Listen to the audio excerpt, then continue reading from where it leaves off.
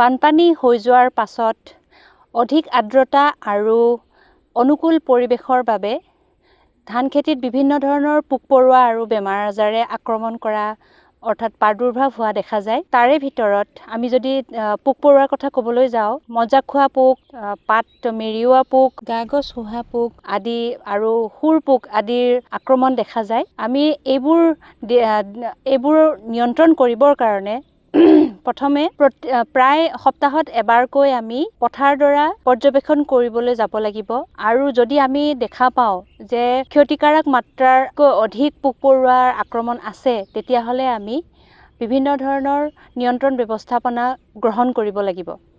যেনে ধৰক আমি ইংৰাজী টি আখৰৰ দৰে পতংগভোজী বহিব পৰাকৈ আমি বাঁহ পুতি দিব পাৰোঁ, নতুবা বাঁহৰ আগলি জেং পুতি দিব পাৰোঁ। সেই প্ৰতি বিঘাত আমি 3ডাল বা 4ডালকৈ হোৱাকৈ আমি কৰিব পাৰোঁ।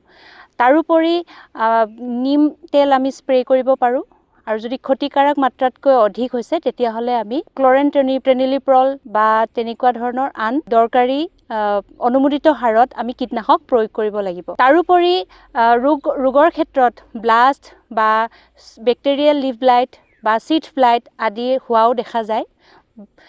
সেইবোৰৰ কাৰণে আমি বেক্টেৰিয়েল লিভ ব্লাইটৰ কাৰণে টেট্ৰাচাইক্লিন নাইবা ষ্ট্ৰেপ্টোচাইক্লিন আদি আমি প্ৰয়োগ কৰিব পাৰোঁ আৰু চিড ফ্লাইটৰ কাৰণে আমি হেক্সাগনাজল স্প্ৰে' কৰিব পাৰোঁ। তাৰোপৰি ব্লাষ্টৰ কাৰণে আমি এজক্সিষ্ট্ৰবিন নামৰ দৰৱবিধ আমি প্ৰয়োগ কৰিব পাৰোঁ। বানপানীৰ পিছত অনাবৃষ্টিৰ ফলত শুৰ পোকৰ আক্ৰমণো কেতিয়াবা বেছি হোৱা দেখা যায়।